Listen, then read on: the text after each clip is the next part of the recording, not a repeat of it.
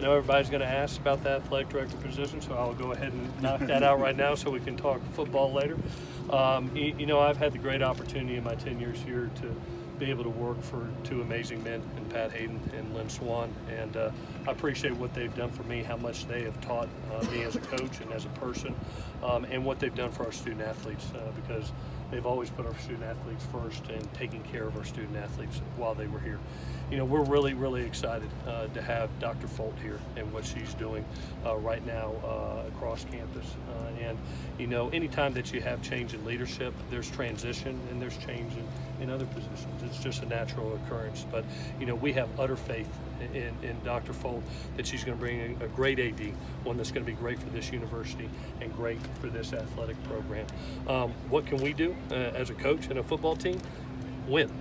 That's our job, is to win and to have great success on and off the field and represent the tradition of excellence that is USC.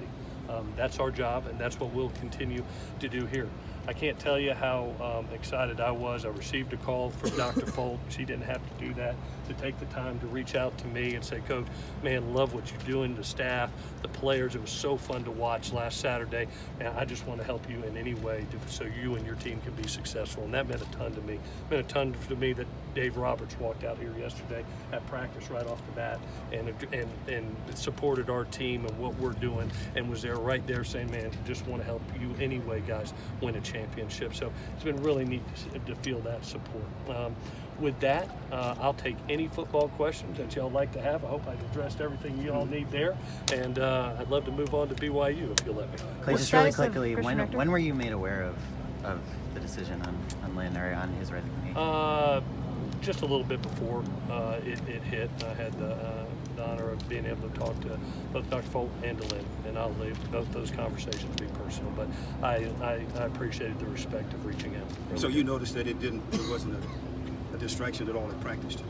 No, we have a job, and one of the things that you got to realize, this is USC. And this is the USC football team, and it is the greatest spectacle on earth. And it's going to, it is Los Angeles, which is the second largest media market in the world.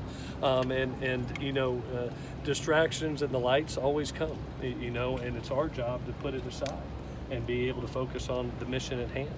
And I credit these kids, and we even said it in our team meeting.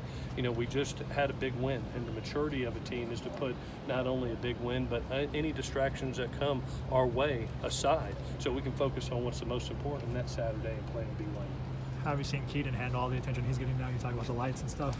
He's getting a lot of attention this week. How have you seen him? I think he's handled it great. I've watched him do 2 press conferences now, and he always talks about other folks. He talks about how well the offensive line did, how easy is it to make plays as quarterback when you got these wideouts around you. It's something that I've been thoroughly impressed with his maturity, not only in his preparation, but his execution on game day, and how he handles the limelight. He's always been a very humble kid, and that's part of being a USC quarterback, is the intangibles that come with that position, from leadership to how you treat a teammate, how you are the face of a program, and he's handled it very well. I'm very proud of him. Was going more 4 wide early and even 5 wide a show of confidence in him?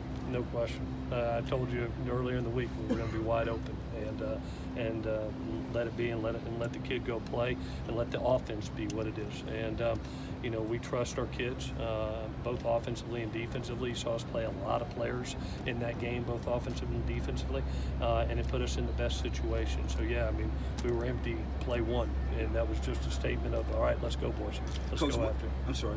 What's the best thing you like about your team this year? You know what? We have this saying, so what, now what? And it goes that there's going to be times in your life, life ain't fair, and you're going to be down. Not everything's is rainbows and flower petals, and you've got to be able to deal with adversity and say, okay, now what? And sometimes you're going to be down 17-3, and I must have heard a dozen times kids say, man, so what now, Coach? So what now? Let's go. And they did. They make a big stop after a turnover on a kickoff return, and then drive it 80 yards, and all of a sudden it's a 1-score game, and everybody says, all right, let's go. Now what? And they just keep on doing it. I love this team because they play for each other. They've really dealt with adversity great, and they've just got that chip on their shoulder that they are looking to do something big this year. Is that a different attitude than you saw from last year's team? Is there a different vibe? This team has been really special. We did a lot of stuff in the off season together, and put them in a lot of harsh situations. It was not an easy off season. I credit AA, I credit our staff, but they put them in some adverse conditions that weren't comfortable, and they had to lean on each other. And they were in a lean on each other mode in the first 2 games, where all of a sudden you lose a quarterback in the first half and it's 17-13, and you've got to find a way to lean on each other, and the defense plays great. Special teams makes a big play and you find a way to win. That's what good teams do. And then you have a moment where it's 17-3 and you all come together and say, man, we got to play our best ball all together, and you go 42-3 in the rest of the game. That's the mark of a good team, and we got to continue that. That's the biggest thing, is now staying consistent with a young football team. We talked to Tyler Vaughns about just a lot of catches, but also some drops that are uncharacteristic, I guess, for him. How is he dealing with that? He's a so what now what guy. You saw a little bit early in the first quarter, things that were uncharacteristic of him, and then he has 3 quarters of brilliance, makes one of the best catches I've ever seen on the sideline, looked like a ballerina out there. Every player at some point in time is just going to have an off moment. It's how you react to that moment. And I was really proud of him, to be honest with you. He has a little bit off first quarter and then really rallies and has a really strong end of the game. I thought Pitt too, the ball's not coming your way very much, stayed focused, stayed consistent, then all of a sudden finishes extremely strong in the second half when they made a personnel matchup. They moved a corner inside to match up with Amon-Ra. Now it's his time. It's his time to make the big plays, and he did. It was really neat to see. Do you have to talk to the team at all about the possibility of a trap game and avoiding that? We talked about it literally, Adam, the first day, about it's time for us to be now to show maturity. We've been in 2 games. We won a big game last week, but now the mature team says 1-0. I know it's cliche, but let's be 1-0 on the week. Put that last game aside and let's focus on this game. We're not here to win one big game. We're here to have a great season, and it takes 1 week at a time.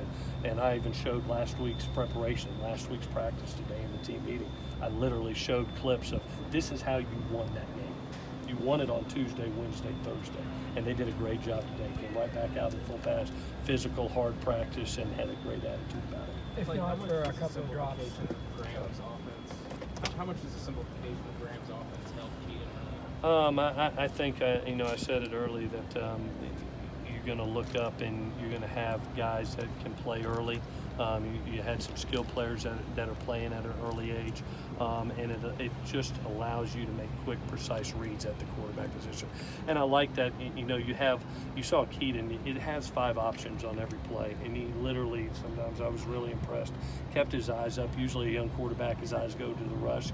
Kept his eyes up 1, 2, 3, 4, 5, and was able to deal the ball to the open guy each and every time. So did a really nice job. But the simplification is something that we looked for when we brought Graham in, and it's really paying off. Without a couple of drops, he could have been 30 of 33. In your wildest imagination, can you picture 30 of 33? I tell you, I was really proud of the kid and his execution. And he did what we asked him to do, is not force the ball and not overthrow the ball. Give your kids a chance to make plays. Just put it in the realm. And like I said after the game, he didn't have to be Superman. The skilled kids did.